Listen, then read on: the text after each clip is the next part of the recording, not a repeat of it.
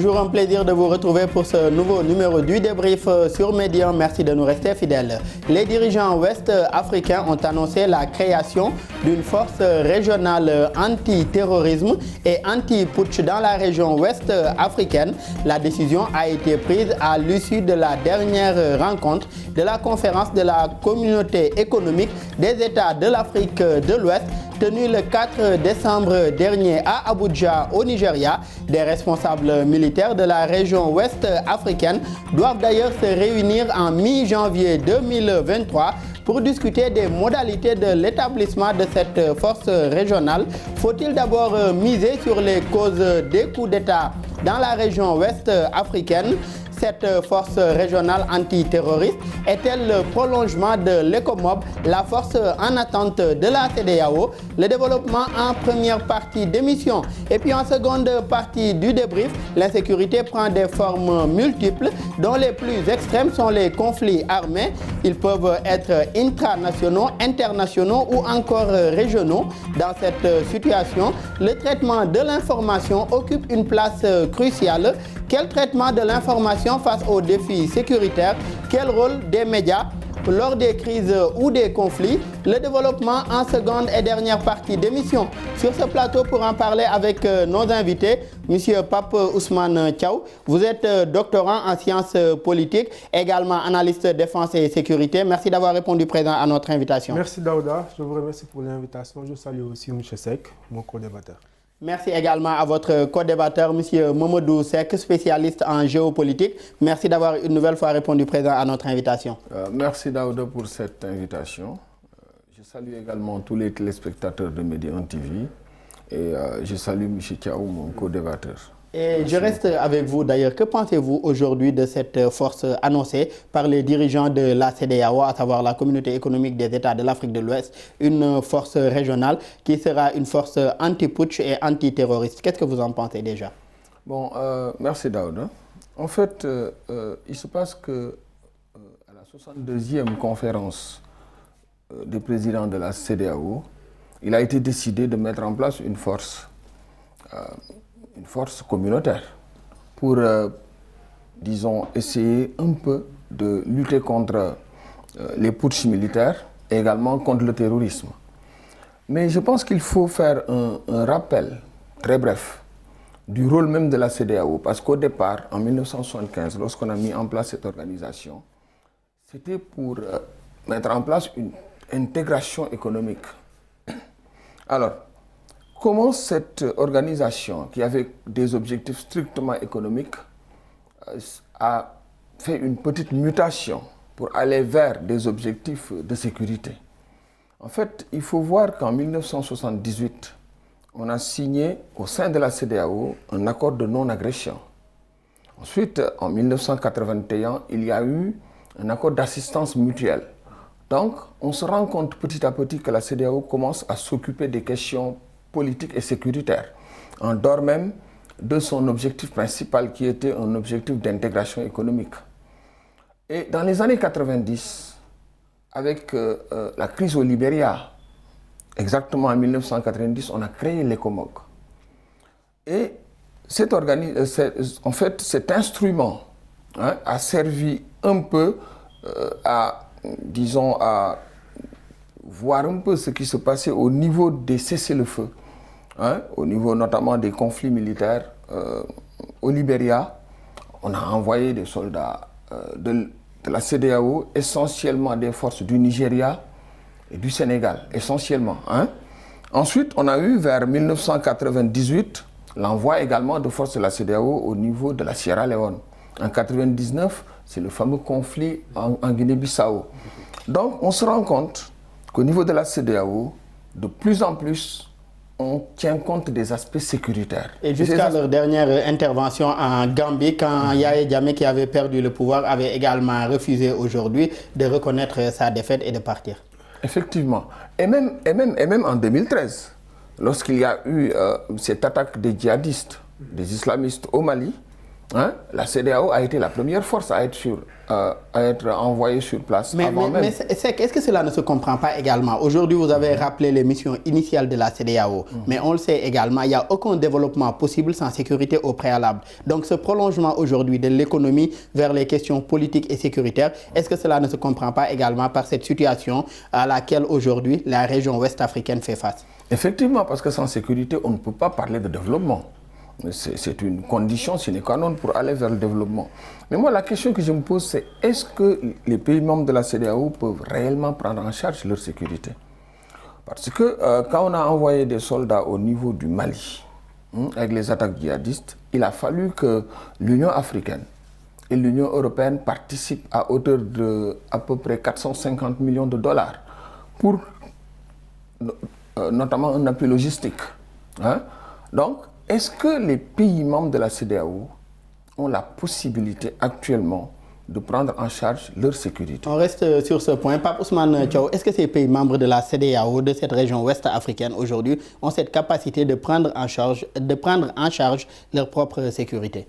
Oui, individuellement, pour chaque pays, je ne crois pas que ce soit possible parce qu'il y a d'abord l'obstacle financier qui se pose pour chaque pays dans la prise en compte, d'abord dans l'élaboration des politiques sécuritaires, mais aussi dans la mise en place et l'exécution de ces politiques sécuritaires.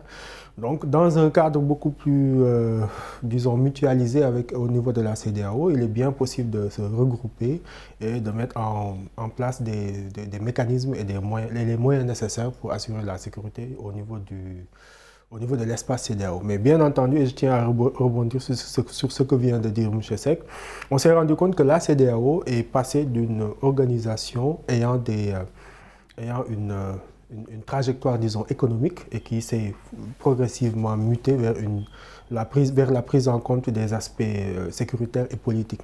D'où la création de cette force qui est une mutation de la force ECOMOG d'abord, qui était la force en attente, et que maintenant, on est face à la recrudescence des coups d'État en Afrique de l'Ouest. Ils ont jugé nécessaire de mettre en place cette force. Maintenant, lutter contre le terrorisme et lutter contre les putschs, c'est deux choses. L'un touche plus à... La première touche plus à l'aspect sécuritaire, mais la seconde touche plus à l'aspect politique. Et l'aspect politique est bien plus compliqué dans la mesure où il faudra prendre en compte différentes composantes et différents paramètres permettant de lutter contre les putschs. Parce qu'il y a... c'est pas parce qu'on a une force pour lutter contre les putschs qu'il y en aura plus. Et par rapport même à cette décision-là, que cette force puisse lutter contre les putschs, je rappelle que l'idée également émane du nouveau président de la conférence de la CEDEAO, dont le pays a été victime d'un coup d'État manqué, le président de la Guinée-Bissau, Umaru Sissoco Embalo. Mais est-ce que cela ne peut pas également constituer pour lui une façon d'affirmer son autorité et son mandat, en tout cas, à la tête de cette institution qui est la CEDEAO? Affirmer son mandat au sein de la CEDEAO, ce n'est pas... bon, il faut une procédure, c'est-à-dire ce n'est pas je ne sais pas si j'ai la possibilité de le dire, mais ce n'est pas forcément comme ça qu'on cherche à assumer. Mais la procédure, par exemple, après l'annonce qui a été faite aujourd'hui dans le communiqué final de cette rencontre-là, en tout cas les officiers qui sont des pays membres de la CEDEAO doivent se rencontrer en mi-janvier pour discuter aujourd'hui des modalités pratiques également de la mise en œuvre ou bien de l'exécution de cette décision, à savoir la force régionale. Oui, mais le président Sissoko Embalo, en essayant de mettre en place cette force, n'a pas pris en compte, selon moi, les conditions et même les causes de ces coups d'État. Parce qu'en Afrique, en Afrique de l'Ouest, depuis 2015, il y a eu environ 5 coups d'État. Mais quelles sont les véritables causes de ces coups d'État?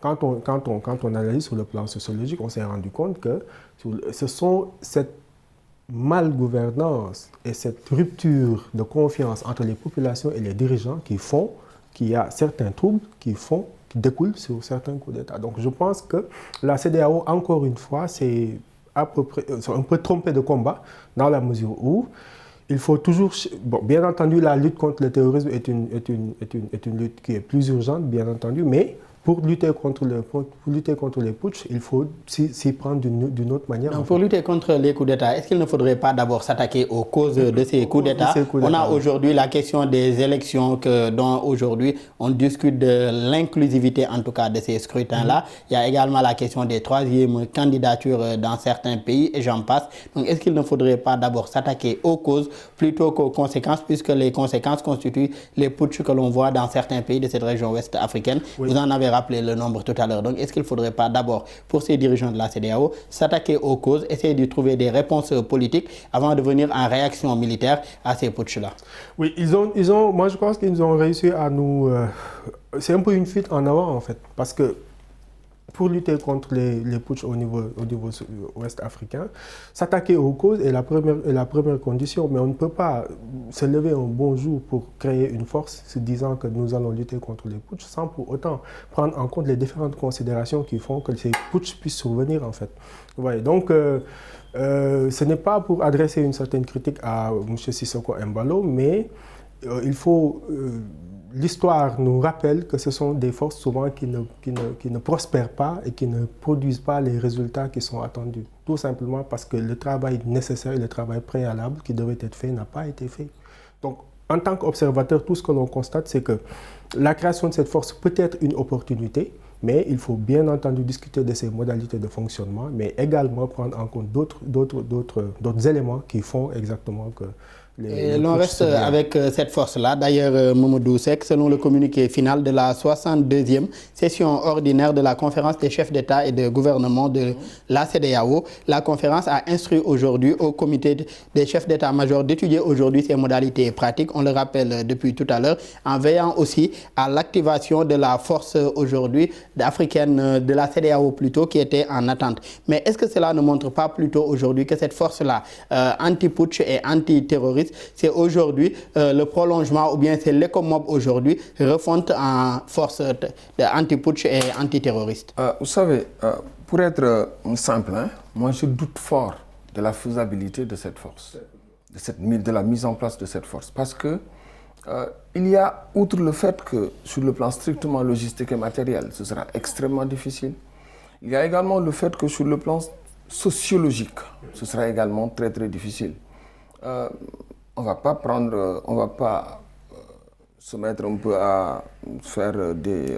mais ce que je peux dire, c'est que de toute façon, il sera extrêmement difficile. Par exemple, si on prend des membres de l'armée sénégalaise pour qu'ils aillent intervenir en Guinée, il y aura forcément cet aspect, je ne dirais pas ethnique, mais il y aura cet aspect voisinage qui va jouer un rôle important. Et sur le plan sociologique, ce sera peut-être un blocage pour une intervention militaire dans un pays ou dans un autre. Parce que dans l'histoire, on a vu ce qui s'est passé au Libéria, avec notamment les forces du Nigeria. Certains militaires nigériens ont été, on va dire, on a peut-être dit quelquefois même que ces militaires nigérians ont pillé les ressources du Libéria. Donc il faut quand même qu'on fasse très très attention au niveau de la mise en place de cette force. Parce que moi, je considère qu'on n'a pas les moyens matériels, ni les moyens logistiques pour mettre en place d'abord cette force. Mais ensuite, ce sera clairement une guerre asymétrique. Parce que quand on veut lutter contre le terrorisme, on a vu ce que nos différentes armées ont eu comme difficulté par rapport au terrorisme. C'est une guerre asymétrique. Quand on veut également lutter contre une armée qui a pris le pouvoir dans un pays et qui connaît mieux, disons, l'espace géographique, ce sera également très très compliqué. Je ne vois pas comment cette force pourra être mise en place. Moi, je ne vois pas. Et est-ce que cela même ne remet pas en cause un autre problème aujourd'hui? Un coup d'État, aujourd'hui, c'est en tout cas une chose anticonstitutionnelle selon les textes de la CEDEAO et même de l'Union africaine. Et ce pays-là qui a connu un coup d'État connaît également le principe de la souveraineté de son État. Aujourd'hui, si une communauté étrangère, à savoir la CEDEAO ou une autre communauté, veut faire intervenir des forces, est-ce qu'ils ne remettent pas encore en cause cette question de la souveraineté et du respect de la souveraineté de ces États-là? Effectivement, et M. Tchao vient tout de suite de parler de fuite en avant. Est-ce qu'il ne faudrait pas d'ailleurs essayer de pallier un peu aux difficultés politiques des différents pays? Parce que ce qui se passe, c'est que si on n'a pas de coup d'État militaire, un putsch, on a au moins des coups d'État, quelquefois constitutionnels dans nos différents pays. Et qu'est-ce qu'on ferait par rapport à ces coups d'État constitutionnels? Je ne pense pas que cette force puisse prospérer et régler les problèmes politiques de nos différents pays. Et pour le président de la commission de la CEDEAO aujourd'hui, j'en viens à vous. Pour le président de la commission de la CEDEAO, M. Touré, aujourd'hui, le financement de cette force va partir de contributions volontaires. On sait que même le G5 Sahel également, qui, avec le principe de la subsidiarité aujourd'hui, a aussi une certaine dépendance de la CEDEAO, a connu des problèmes terribles de financement aujourd'hui de sa force, la force du G5 Sahel. Donc, est-ce que également cette question des finances ou du financement de cette force ne risque pas de constituer d'autres limites par rapport à la mise, en tout cas, efficace de cette force-là, la mise en œuvre efficace? Avant de revenir à la dimension économique, moi j'aimerais tout simplement parler sur le plan militaire. Vous savez, pour un militaire formé de manière à la base, il est plus facile pour lui de défendre les limites de son territoire, l'intégrité de son territoire national, que d'aller combattre dans un autre pays. Et puis, justement, que faites-vous du principe de non-ingérence? Parce qu'un État il y a des troubles là-bas, comme au Mali ou en Guinée, vous décidez d'intervenir là-bas, il faut vous opposer le principe de non-ingérence dans les affaires intérieures d'un État, parce que c'est un coup d'État, certes. Il y a violation de la Constitution. Mais vu la situation sécuritaire également sur le continent, Ousmane, est-ce qu'on peut parler encore de ce principe de non-ingérence? On voit beaucoup de forces étrangères, qu'elles soient russes, françaises, chinoises, etc., qui interviennent aujourd'hui selon le principe d'accord militaire et autres. Exactement. Est-ce que donc on peut toujours parler de ce principe de non-ingérence? Mais est-ce que cette force va intervenir dans le cadre d'accords? Mais les pays concernés sont des pays membres de la CEDEAO également. Et les coups d'État également sont condamnés par les textes de la CEDEAO. Oui, mais d'après ce que je comprends, cette force ne va intervenir qu'en cas de coup d'État. Et dans le cadre de la lutte aussi contre le terrorisme. Dans le cadre de la lutte contre le terrorisme. Mais actuellement, la lutte contre le terrorisme, il n'y a pas de considération chronologique à prendre, dans la mesure où on ne sait jamais quand est-ce qu'une attaque terroriste va survenir. Actuellement, nous sommes dans une ère, dans une période de ce qu'on appelle l'intelligence anticipative. C'est-à-dire le fait de prendre l'information, notamment de considérer les mouvements terroristes et ainsi que leurs différentes actions et leurs trajectoires et d'analyser ça pour pouvoir anticiper les différentes actions des mouvements terroristes. Et ça ne se fait pas sur le plan chronologique, c'est un travail de longue haleine. Maintenant, cette force, je l'ai dit tout à l'heure, peut-être que je me suis mal exprimé, elle peut avoir un impact positif sur le plan de la lutte contre le terrorisme. Mais par rapport au fait de prévenir ou même d'intervenir en cas de putsch, comment aujourd'hui pourrait-elle avoir... Mais surtout, on reste sur la lutte contre le terrorisme. Comment aussi cette force régionale pourrait avoir une certaine efficacité par rapport à la lutte contre le terrorisme si on connaît aujourd'hui ce caractère, vous l'avez rappelé tout à l'heure, asymétrique de la menace, et on ne sait pas forcément à quel ennemi on a affaire. Puisque des fois, ces groupes terroristes se fondent également dans la masse, sont aidés ou bien soutenus même par des populations de ces pays concernés. Moi j'estime que ces forces vont venir en soutien aux forces de défense et de sécurité déjà déployées sur le terrain. Maintenant, je l'ai dit tout à l'heure, nous sommes dans l'ère de la sécurité, de l'intelligence préventive. On appelle ça la sécurité anticipative. Et l'objectif, c'est d'abord d'analyser les données, d'avoir des informations sur la trajectoire et les communications des groupes terroristes pour pouvoir anticiper sur leurs attaques, pouvoir anticiper sur leurs déplacements, etc. Et actuellement, c'est la meilleure manière pour combattre la menace terroriste. Maintenant, que dire dire que ce genre de force aura une influence ou un impact positif par rapport à la lutte contre le terrorisme, c'est peut-être prématuré, mais je crois que cette force pourrait servir d'appoint pour venir appuyer les efforts des forces de défense et de sécurité. Et j'ai l'impression que c'est que vous voulez réagir par rapport à ce que vous dites. Oui, en fait, si c'est pour mutualiser les forces, pour anticiper et venir en appoint aux différentes forces armées qui sont sur place, ce serait peut-être possible. Mais il faudrait également avoir, sur le plan logistique, notamment au niveau du renseignement, etc., avoir les moyens de venir vraiment en appoint. Moi, je pense que cette force, en fait, a été mise en place par rapport au départ des troupes françaises, Barkhane, par exemple, et également Takuba, les troupes européennes. Il faut, quelque part, que les pays ouest-africains il faut qu'il nous donne un peu d'espoir par rapport au départ de ces forces-là.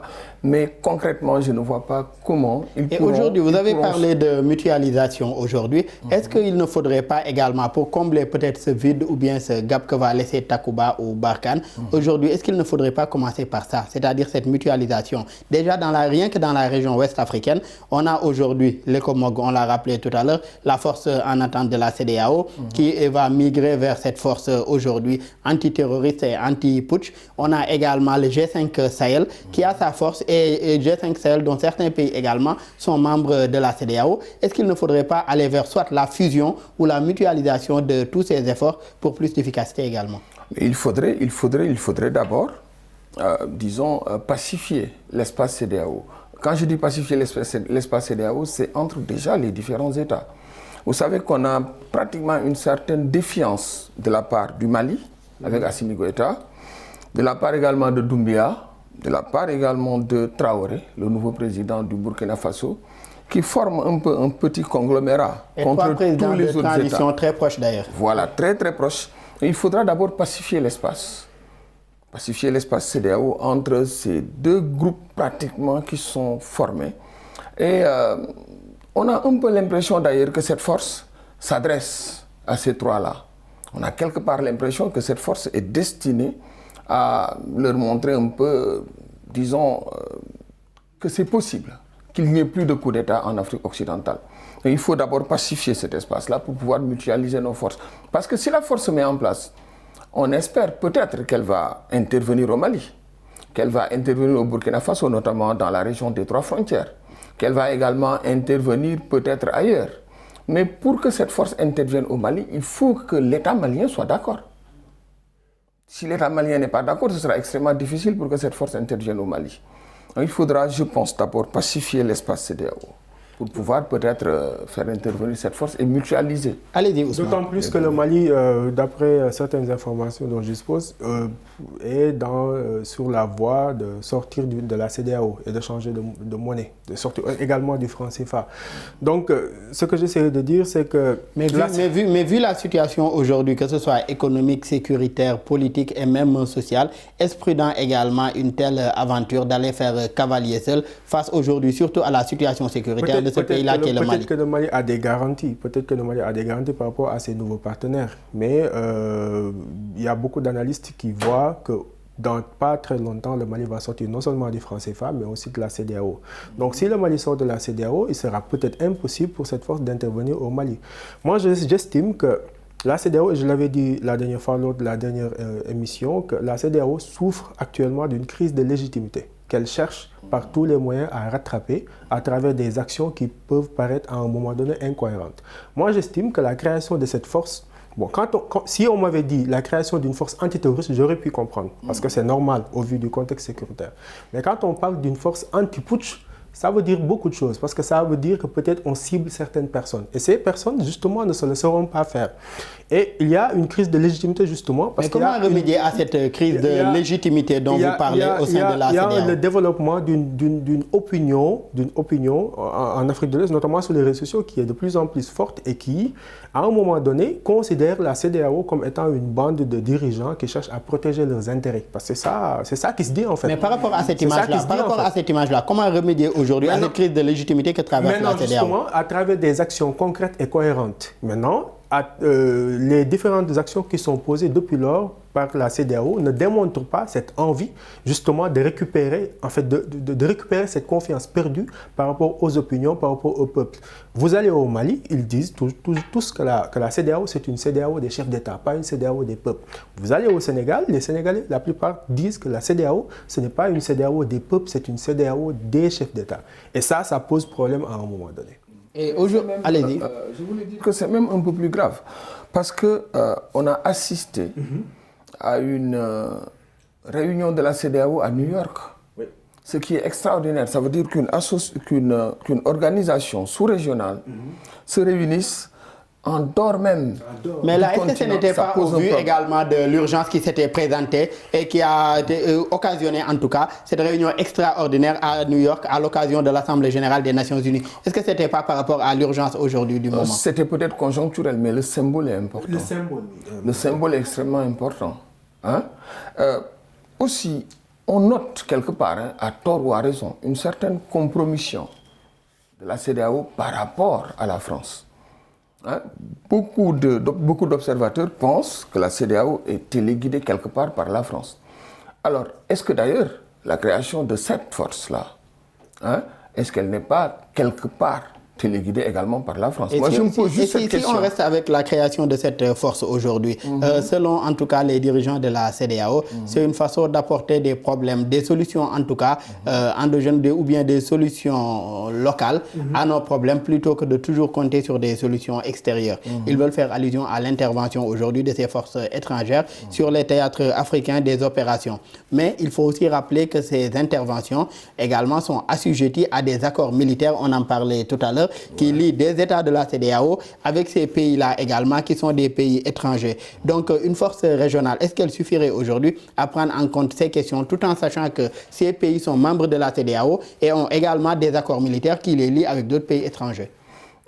En tout cas, moi j'ai observé que depuis que le Nigeria a pris un peu de recul par rapport à ses forces, par rapport à ses forces sous-régionales, depuis, disons, les années 90, où le Nigeria a pris quand même un peu de recul, où de plus en plus on a une intervention venant peut-être de la France, des pays européens, de la Russie, des États-Unis. Quelque part, je pense qu'il faut impliquer un peu plus le Nigeria. Je pense que pour la question du Nigeria, ce n'est pas une non-implication, c'est comme ce qui se passe au Tchad actuellement. Le Nigeria fait face d'une part à la menace ou bien aux attaques de Boko Haram et d'autre part également à des bandes armées également qui sévissent dans le delta du Niger. C'est le cas également au Tchad où aujourd'hui le nouveau président de la transition également fait face à une menace à ses frontières, d'où le fait qu'il ait rappelé une bonne partie de ses troupes qui étaient en Afrique de l'Ouest. Ils étaient au total 1200, aujourd'hui réduit à 600 soldats qu'il a ramenés vers son pays pour les redéployer ailleurs. Donc ce sont plus des situations sécuritaires auxquelles ces États-là, à savoir le Nigeria ou le Tchad, sont confrontés, qui ont conduit en tout cas à cette situation de ne plus être aussi présents sur le théâtre ou bien de ne plus être ces gendarmes-là de la région ouest africaine. Mais si on reste avec cette force, juste avant de finir, quel modèle aujourd'hui de financement, puisque nos forces souffrent toujours, ou bien la plupart en tout cas du temps, de ce problème-là, logistique, financier et autres. Aujourd'hui, comment arriver à financer une telle force régionale si l'on reste sur le principe de la lutte contre le terrorisme? En tout cas, j'espère qu'ils ne vont pas refaire les mêmes erreurs qu'avec le G5 Sahel ou d'autres initiatives de ce genre. Parce qu'on s'est rendu compte que les financements extérieurs constituaient la base, le socle de ces financements. Ces financements extérieurs constituaient la base de ces forces, d'où l'espoir aujourd'hui que ces pays membres de la CEDEAO dans la région ouest africaine puissent développer des mécanismes de financement qui leur permettront une meilleure indépendance et un meilleur financement aujourd'hui de leur situation sécuritaire. Et en seconde partie du débrief, il sera question aujourd'hui de parler également de cette situation sécuritaire en Afrique et également de la place de l'information face à ces défis sécuritaires. Ce sera la thématique en seconde partie d'émission.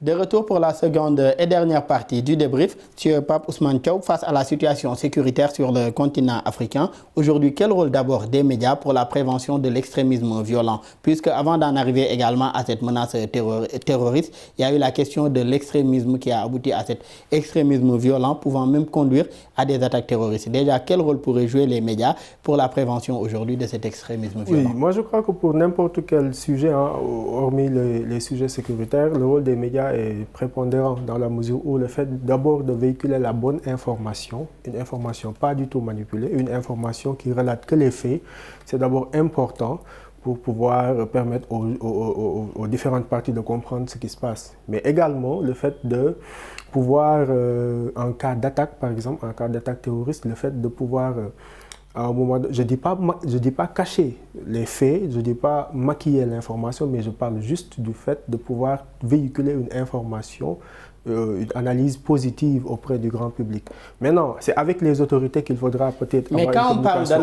Mais quand on parle d'analyse positive ou d'analyse négative, est-ce qu'on est toujours dans le journalisme également? Est-ce que là, il n'y a pas un parti pris? Alors que le journalisme également, c'est la sacralité des faits et d'abord le principe ou le droit du public aussi à l'information. En parlant de ça, je parle surtout des massacres. Je me rappelle des attentats de Nice en 2014 et les attentats du Bataclan. Est-ce que vous avez une fois vu des scènes où il y avait des morts et du sang? Non, il n'y en a pas. Mais je parle dans ce sens en fait. Par exemple, au Sénégal ou au Mali, quand ce genre d'attaques surviennent, le rôle du journal, ce n'est pas forcément de filmer ce genre d'atrocités et de les exposer au public. Vous voyez un peu. Peut-être ces images peuvent être disponibles, mais peut-être pour les décideurs et les autorités. Mais le traitement de l'information, il y a deux manières de traiter l'information dans ce genre de situation. Un traitement qui va plus concerner les autorités et un traitement qui va plus concerner la population. Et la population n'a pas forcément besoin de voir certaines atrocités. La population n'a pas forcément besoin de vivre dans une certaine psychose par rapport à une attaque terroriste. C'est dans ce sens que d'où l'intérêt de se limiter à donner l'information et pas d'exposer forcément ces corps ou ces autres images qui peuvent heurter la sensibilité de certains. Et monsieur, c'est que dans ces conflits, les groupes armés, tout comme certaines forces de défense et de sécurité également, peuvent véhiculer de fausses informations pour créer de la diversion ou bien pour donner une mauvaise image de l'autre camp. Une pratique intensifiée également de plus en plus avec l'usage des réseaux sociaux. Comment aujourd'hui les journalistes pourraient permettre, en tout cas à leur public, puisque l'intérêt d'abord du public passe en premier, de distinguer aujourd'hui la bonne information de ce qui relève des fake news? Vous savez, en fait, le journaliste, il a un rôle extrêmement important dans le cas où on a de la violence, donc du terrorisme. Parce que ce qui arrive, c'est qu'il peut être un complice des terroristes. Certains pensent que le journaliste, ou bien il peut être, on peut dire qu'il est complice des journalistes, ou bien qu'il est du côté de l'État. Donc il faudra qu'il ait d'abord une position médiane. Une position médiane, parce qu'il y a trois situations. Ou bien il se trouve en situation d'autocensure, d'autorégulation. Il choisit lui-même ce qu'il va publier ou non, mais c'est lui qui choisit. Ou bien il est en situation de co-régulation avec l'État, forcément avec les forces de sécurité, avec l'État. Ils choisissent ensemble ce qu'il va publier, ou bien il est juste en situation de régulation. Selon les textes en vigueur, il va publier cela, ou bien il ne va pas publier cela. Mais de toute façon, il faut qu'il fasse attention à ne pas installer la peur par rapport à une certaine violence. Puisque le terrorisme, de toute façon, c'est un de ses objectifs, c'est d'installer la terreur. Alors le journaliste ne doit pas contribuer à l'installation de la terreur par rapport à ce qu'il publie, par rapport à certaines images, par rapport même à certaines menaces terroristes. Il doit faire extrêmement attention, à mon sens. Et par rapport à ce que vous venez de dire tout à l'heure, vous avez relevé aujourd'hui 3 niveaux, en tout cas de régulation. Vous avez parlé de l'autocensure, de la co-régulation ou de la régulation tout simplement avec des textes en vigueur. Aujourd'hui, selon vous, lequel en tout cas de ces 3-là serait plus adapté face à une situation sécuritaire comme la menace terroriste? Moi, je considère que le journaliste doit utiliser toutes les 3 formes. Il y a des moments où il doit faire de l'autorégulation. C'est lui-même qui doit voir ce qu'il doit publier, oui ou non. Il fait de l'autocensure. Il n'a pas besoin d'aller vers les pouvoirs publics pour savoir clairement quels sont les intérêts des populations. Parce que de toute façon, il ne doit avoir qu'un seul objectif, c'est la sécurité des populations. Même lui, le journaliste. Donc, il y a des moments où il doit faire de l'autorégulation, des moments où il doit respecter les règles qui sont en vigueur, hein, les lois et règlements. Et il y a des moments où il doit vraiment discuter avec les pouvoirs publics pour qu'il fasse de la co-régulation. Moi, je considère qu'il doit, à la limite, travailler sur ces 3 formes-là. Et pour ce qui est de la co-régulation également, certains journalistes peuvent également mal le voir ou l'interpréter dans la mesure où ça peut être vu comme du journalisme embarqué également, puisque quand vous êtes avec ces forces de défense et de sécurité, là également, ils vous font voir ou dire ce qu'eux, ils veulent que vous voyez ou comment est-ce qu'ils veulent que vous traitez de cette information. Et là également, est-ce qu'on en serait toujours, Ousmane, vous qui êtes analyste défense et sécurité, est-ce qu'on en serait toujours également là à un traitement de l'information ou à faire la communication communication de ces forces de défense et de sécurité? Alors oui, ce n'est pas forcément... Je parle plutôt de la co-régulation en fait. Oui, ce n'est pas forcément faire une communication pour les forces de défense et de sécurité, mais moi je parle plus de responsabilité. Parce que dans n'importe quel métier, dans n'importe quel domaine, il y a un sens, il doit toujours y avoir un sens élevé de la responsabilité. Et un journaliste, ce n'est pas parce que il est, bon, bien entendu, il est toujours libre de traiter l'information de manière équidistante, en prenant en compte toutes ses libertés.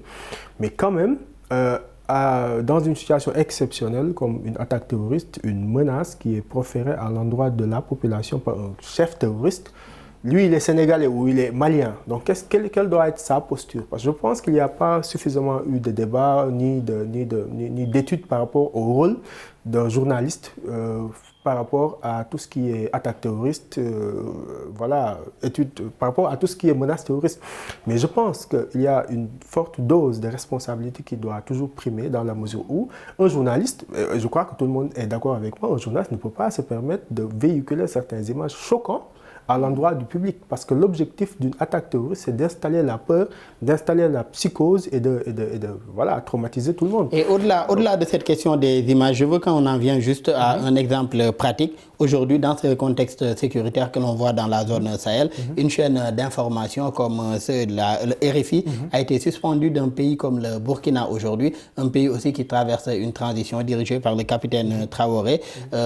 Cet organe de presse ou bien cette radio, aujourd'hui, ce que les autorités burkinabées lui reprochent, c'est d'avoir relayé le message d'un chef terroriste. Est-ce que également cette décision des autorités aujourd'hui burkinabées ne viole pas ce qu'on appelle en tout cas dans notre jargon le droit du public à l'information ou le respect également du principe de la liberté en tout cas du journaliste d'informer? Alors, tout à l'heure, je parlais de liberté et de responsabilité, mais je visais particulièrement les journalistes, disons, sénégalais pour le Sénégal, maliens pour le Mali, burkinabé pour le Burkina. Mais c'est encore plus grave parce qu'il s'agit de journalistes étrangers. Parce que cela remet en cause plusieurs choses. En fait, cela remet en cause non seulement la communication officielle, ça remet en cause, surtout si l'information n'est pas véhiculée de manière équidistante. Parce que quand on prend en interview un chef terroriste et qu'on lui pose certaines questions, on devrait être capable d'aller voir, d'avoir la version officielle par rapport à tout ce qui se dit. Mais on s'est rendu compte qu'avec RFI et France 24, ce n'est pas ce qui a été fait. Donc c'est ce qui a justifié à un moment donné la suspension de cette chaîne au niveau du Burkina Faso. Et maintenant, bon, tout le monde peut en tirer des conclusions, mais ce que j'essaie de dire en gros, c'est que le journaliste, dans cette situation d'exception, doit toujours traiter l'information avec le plus de liberté possible, bien entendu, mais avec le plus de responsabilité possible. Parce que, voilà, c'est la stabilité du pays qui est en jeu et c'est la tranquillité et le bien-être de toute une population. Pour allier aujourd'hui ce que vous dites, à savoir liberté également de faire son travail, tout en restant également un journaliste avec une certaine responsabilité, ça fait émerger aujourd'hui ce qu'on pourrait appeler le journalisme de paix. Un journalisme de paix aujourd'hui, ça a été théorisé par des gens comme le sociologue Yohann Galtung, considéré comme le fondateur des études sur la paix.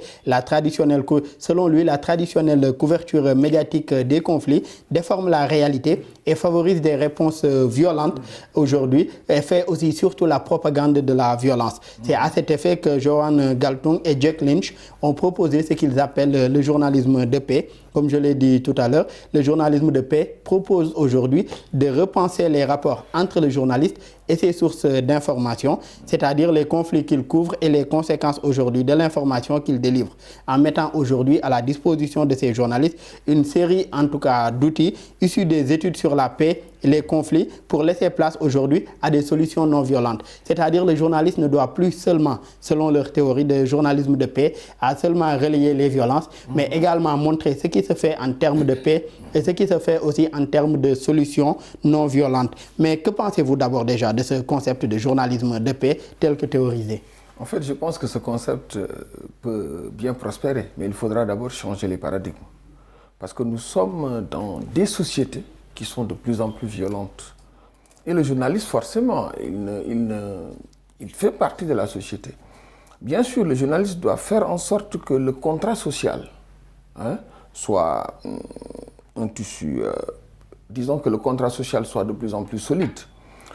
Mais le journaliste ne peut pas sortir de cette mouvance de violence qu'on a dans nos sociétés. Maintenant, son rôle essentiel serait peut-être d'installer également une situation, disons, un discours. Parce que le discours du journaliste est extrêmement important aussi. Si le discours est violent par rapport à la violence de la société, on aura forcément des réponses violentes à ce discours-là. Alors, il faudra peut-être que le journaliste mette en place un discours de paix, un discours qui va peut-être apaiser la situation, qui va apaiser les cœurs et faire en sorte, quelque part, qu'on n'ait plus cette violence latente. Parce que on est dans une situation où la violence appelle forcément la violence. Et on fait quelque part l'apologie même de la violence. Donc, il faudra peut-être que le journaliste soit moins, disons que son discours soit moins violent. Et si on reste avec ce principe-là, Pape Ousmane, à savoir le principe du journalisme de paix, pour le Center for Global Peace Journalism de l'Université de Paris, le journalisme de paix, c'est lorsque les responsables éditoriaux et les journalistes font des choix qui améliorent les perspectives de paix pour le sujet sur lequel ils travaillent. Mais est-ce que cela ne remet pas en cause également des principes de base du journalisme comme la neutralité, l'impartialité et le respect de l'équilibre aujourd'hui de l'information? Oui, je comprends, mais selon moi, tout dépend du contexte déjà et de là où on se situe. Parce qu'on se rend compte de plus en plus que beaucoup de médias ne sont pas neutres. Vous voyez, donc il y a d'abord la question de la neutralité des médias qui se pose. Vous voyez, un média sénégalais ne peut pas parler comme un média français. Parce qu'un média qui est affilié à l'État français a toujours une ligne éditoriale qui va dans le sens du gouvernement français.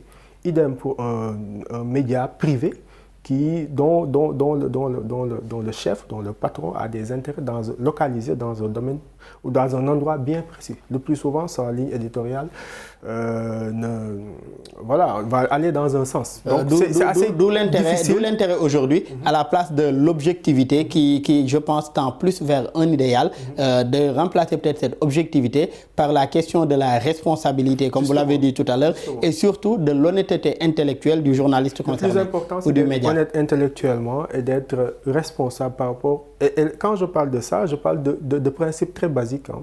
Quand on parle de responsabilité, le fait de ne pas exposer des images violentes, cela ne concerne pas forcément le chef de la rédaction, mais cela concerne plus le public que l'on vise. On ne peut pas montrer à la télé des gens qui ont été égorgés, ce genre de choses en fait. Et ça, ce sont souvent des modes de pratique des groupes terroristes en fait. Et allez-y, Mamadou Seck. En fait, je voulais dire que même les titres de certains journaux, par exemple, après l'attentat de Nice, les gens ont dit horreur, carnage. Hein, ces titres-là, disons, appellent un peu plus de violence. Parce que le public réagit par rapport à ces titres. Et également, certaines notions de terroriste, même la définition même du terroriste pose problème. Vous allez dans certains pays, on dit terroriste égal islamiste, égal djihadiste. Il faut faire très très attention à ces notions-là qu'on manipule.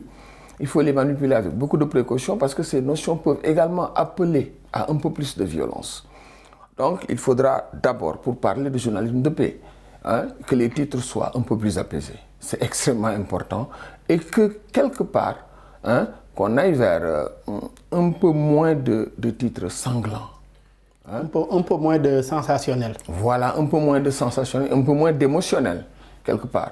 Donc, par rapport à ce que vous venez de dire là, si on l'adapte aujourd'hui par rapport à la situation dans le Sahel ou bien même dans notre région ouest africaine, est-ce qu'aujourd'hui, donc, ce journalisme de paix pourrait constituer une solution aujourd'hui pour informer, en tout cas tout en veillant au respect d'informer comme il se doit, mais tout en restant également responsable en tant que journaliste? Il faudra deux conditions. La première, c'est que ces journalistes manipulent eux-mêmes les notions. Parce qu'on a quand même l'impression que la notion de terroriste, la notion de djihadiste, etc., ces notions-là nous viennent d'ailleurs. Nous ne faisons que les recopier, que les répéter en quelque sorte. Il faudra également que la source de l'information source de l'information, elle est également très très importante. Il faudra également que la source de l'information soit interne, qu'elle vienne de nos valeurs, de nos, disons, de notre milieu socio-géopolitique, parce que c'est également très important.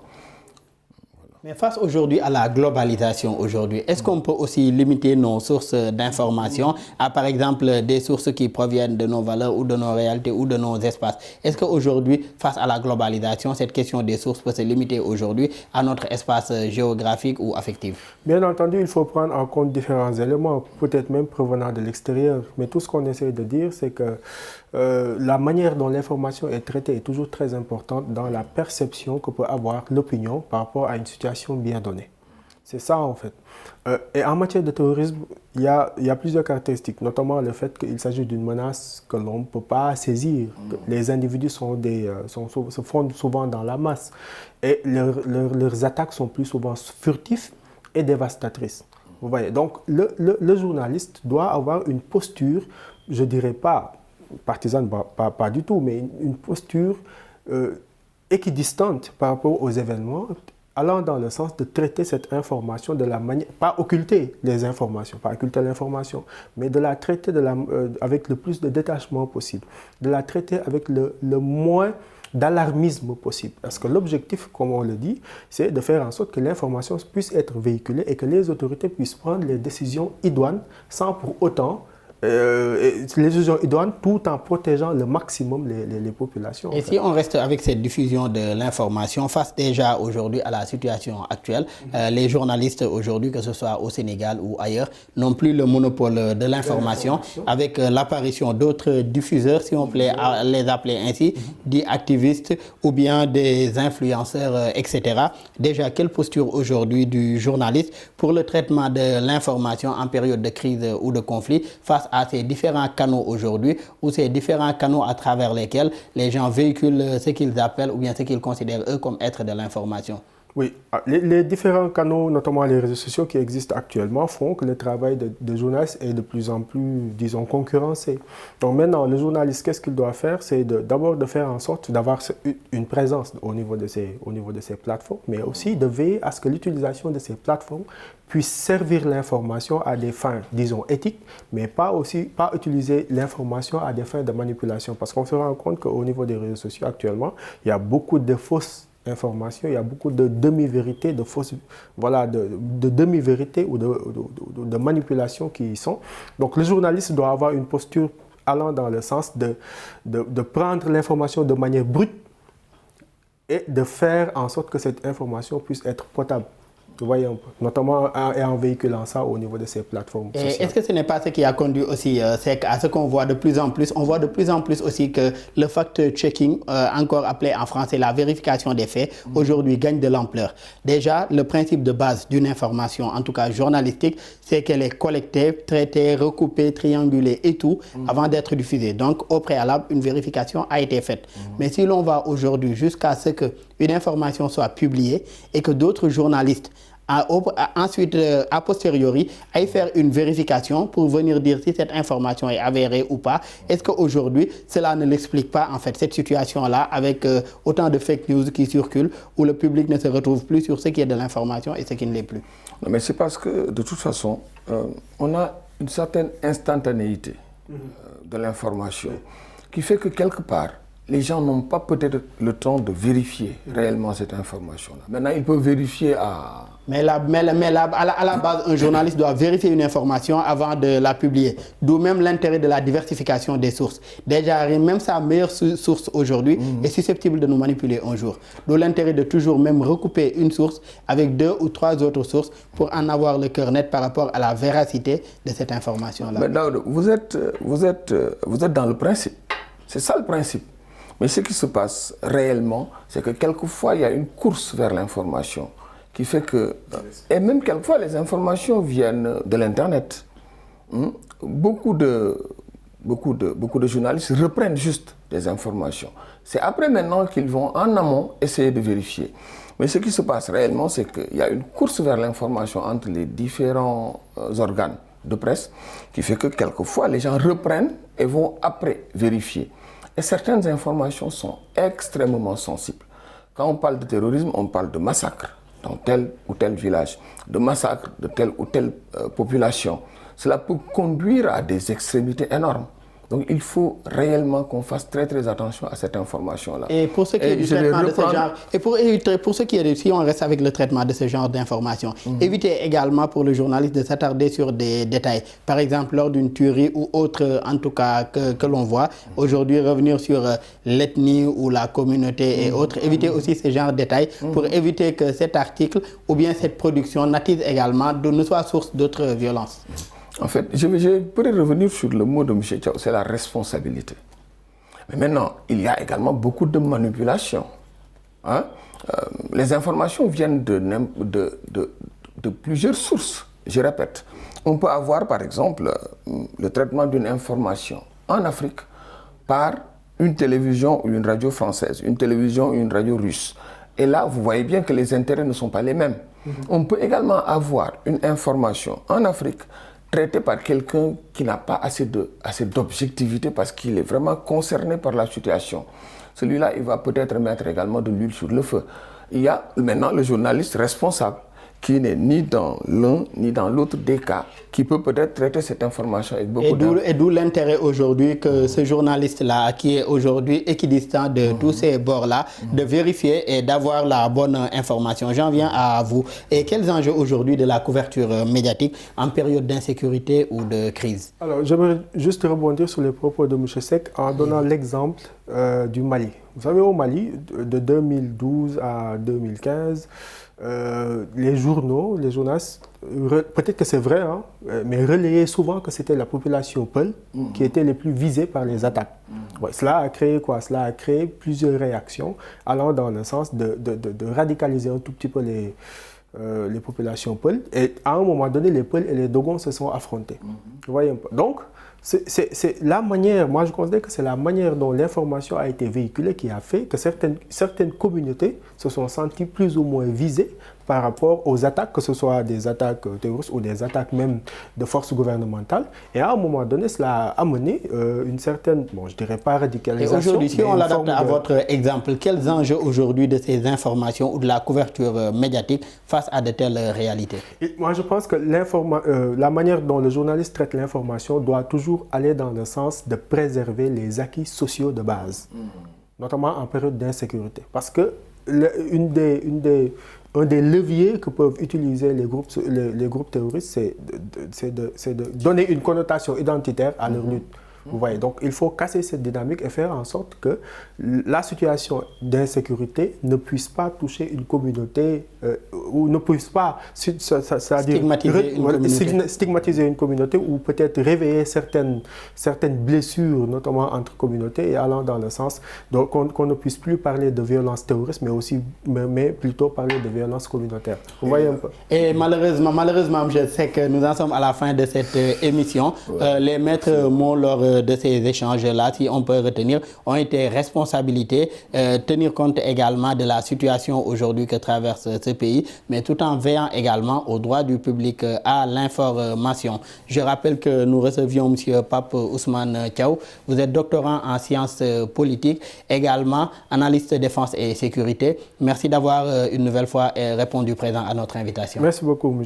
Sow. Merci également à M. Momodou Seck, spécialiste également en géopolitique. Un plaisir de vous avoir retrouvé sur ce plateau du débrief. Non, c'est toujours un plaisir de venir à débrief. C'est vraiment chez moi. Merci et beaucoup. Plaisir partagé. Merci également à tous les deux. Merci aux collègues de l'équipe technique pour les facilitations et la réalisation de cette émission. Merci à vous tous qui nous suivez. Très bonne suite de programmes sur nos antennes.